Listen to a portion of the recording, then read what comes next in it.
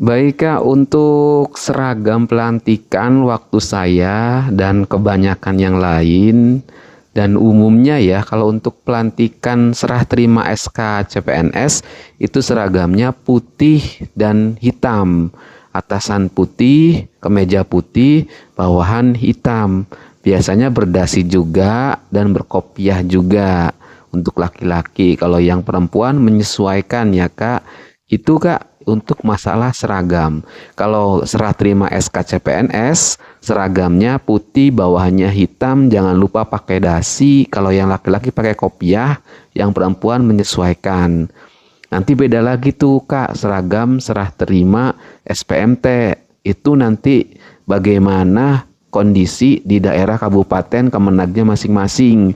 Kalau saya waktu serah terima SK CPNS di Kanwil itu seragamnya putih hitam, kemeja putih hitam berdasi hitam. Kemudian pas saya serah terima SPMT di Kemenag Kabupaten itu saya seragamnya korpri ya kah korpri dan berkopiah kemudian bawahannya menyesuaikan hitam. Nah, kemudian pas terima SKPNS juga kan ada pelantikan lagi kalau udah PNS itu seragamnya juga korpri.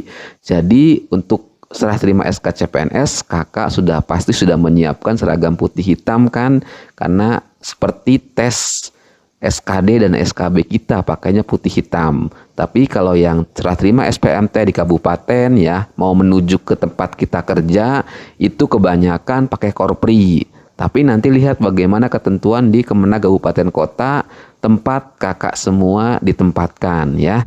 Kalau saya waktu itu pakainya korpri untuk serah terima SPMT. Kalau SKCPNS putih hitam. Baik, ini pertanyaan selanjutnya Bang. CPNS dapat gajinya berapa lama setelah SPMT ya atau surat keterangan melaksanakan tugas atau surat perintah melaksanakan tugas SPMT ya.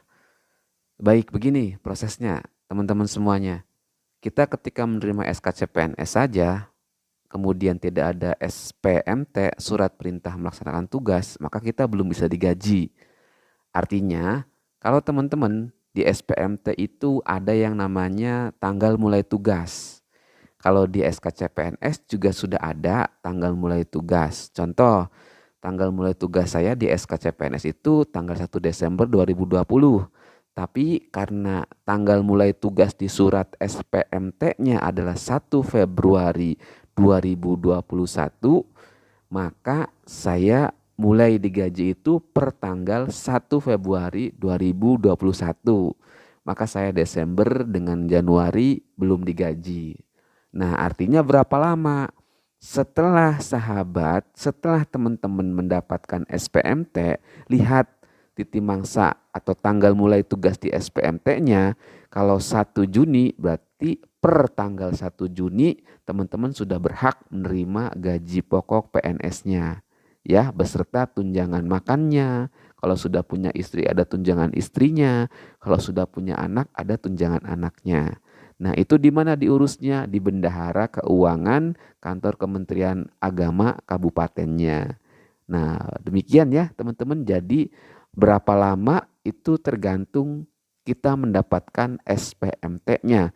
Kalau begitu setelah terima SKCPNS kemudian 3 hari berselang kita akan serah terima di kabupaten, berarti nanti di situ akan ada serah terima SPMT juga. Ketika SPMT sudah ada dan lihat tanggal berapa, maka disitulah teman-teman akan menerima gaji pertama CPNS-nya. Kalau waktu saya tidak lama sahabat, cuma selang 2 hari begitu diurus-urus-urus, kemudian hari ketiganya mendapatkan gaji pertama. Ya, itu semua tergantung kecepatan dari kantor Kemenai Kabupaten bendaharanya masing-masing. Tapi insya Allah cepat kok. Untuk kriteria penempatan berdasarkan apa?